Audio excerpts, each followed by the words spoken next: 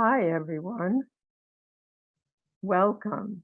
Here we are again to our friends in Ukraine and to our friends supporting Ukraine.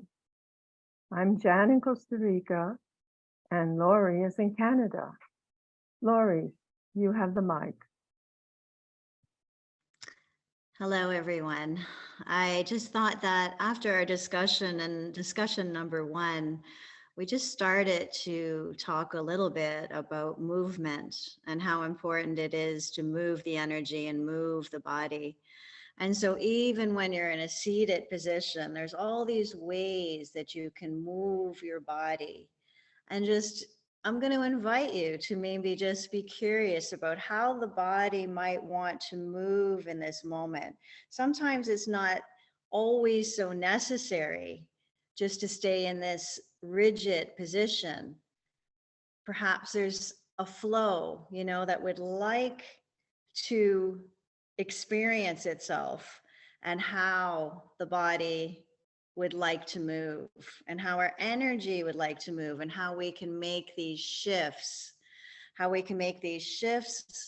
in our body on all the levels of ourselves by just moving and tuning into our intuition about how that movement is going to be experienced and how it's going to look and how it's going to feel.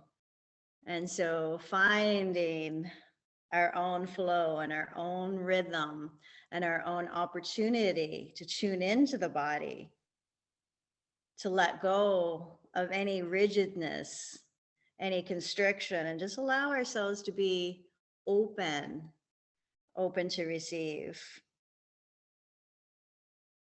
And so just noticing how we feel, how do we feel with that movement and having that knowledge that we can move anytime and allow our energy to shift. Is it true, Lori, that trauma gets trapped in our body? It can be true that trauma, and it's unprocessed trauma, it's unprocessed emotions that can get a little stuck in the body. And so if we can really tune inwards and start to pay attention and notice what's happening in the body, this can be really good information. So just as we body scan, tune into all parts of our body, and we just notice, is there any body parts that feel a sensation of any sort? And, then we're curious. We're curious about those body sensations and whether they have an emotion attached with it. And perhaps maybe even if they have a belief system attached to it. And so these things we can start to be curious about.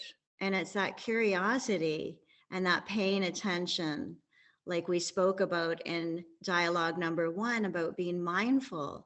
It's about paying attention to our own bodies and getting, familiar with what our bodies feel like and what kind of information, what kind of energy we're holding in our body.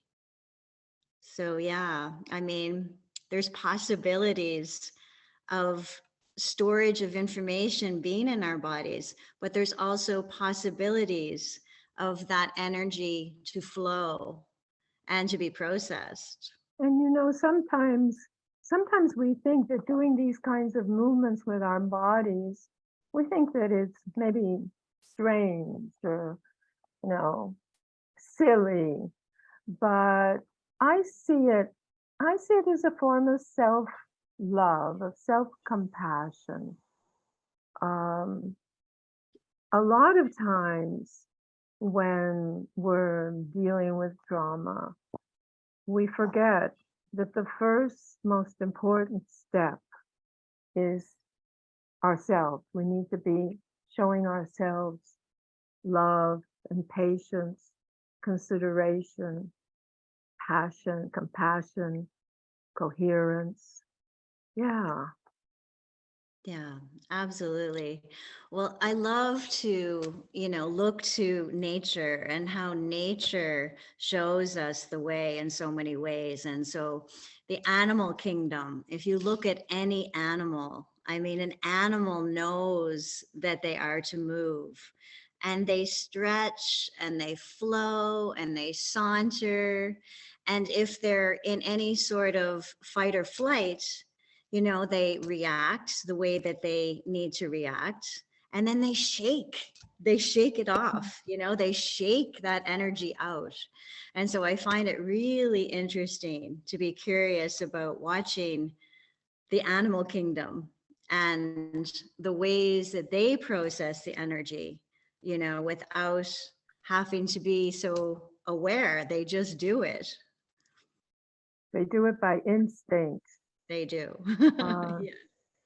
somehow we have to learn all of these things, but that's what we're here for, to learn some things together and to focus on transforming our trauma. In that context, I wanted to share an experience that I had many years ago, but it was a very vivid experience where I one day I was went to visit my next door neighbor, and I found him shot dead. I found him shot dead, lying on the kitchen floor. And I had a very traumatic reaction to that. I didn't eat, I didn't sleep for many months. But I want to talk about how I worked that through, because for those many months, the vision of seeing David lying in a pool of blood, that vision, I couldn't get it out of my head, out of my mind. And then one day I was up in the hills of Costa Rica, about 6, 7 months later, and I was meditating in a labyrinth. I had walked the labyrinth and I was sitting on a big trunk of a tree.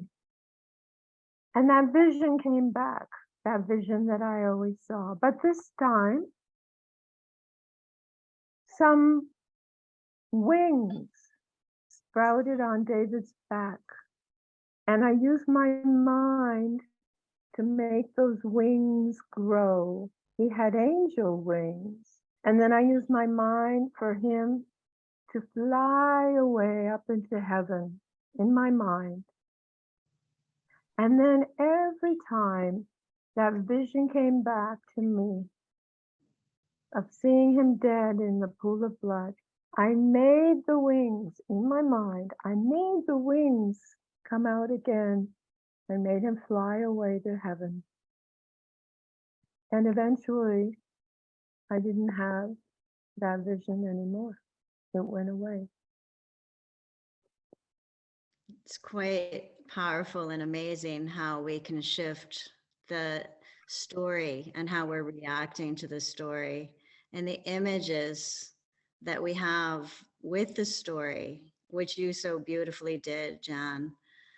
I feel like, in listening to a story that is so horrific and so traumatizing, I just want to acknowledge that maybe we can just pause in that story and be together, compassionately be together in this space together with this story, and allow ourselves to notice how we're feeling in our body in reaction to that story, and perhaps also how we are breathing, taking that moment to just tune in and see how we are breathing, and perhaps allowing the breath to just flow in and out of the body. I love how you have shared this story as an example of how we can shift how we're reacting to the story, and how we can take that moment to honor what it is that we know. We already know. It's inside of us what we are searching for. In some other cultures, they use these mantras that guide us back to that remembering of what it is that we already know, that we've forgotten. And so I feel like it's so beautiful for your sharing that the angel and the possibility of the angel and the remembering. I'm so grateful to have shared that story together, and that you got such a beautiful blessing and a different expression of the story, so that trauma can be processed and to be lived in a different way. And somebody gave me this little angel as a gift, as a remembrance. So I call this angel David. Oh, so beautiful. Thank you. Thank you.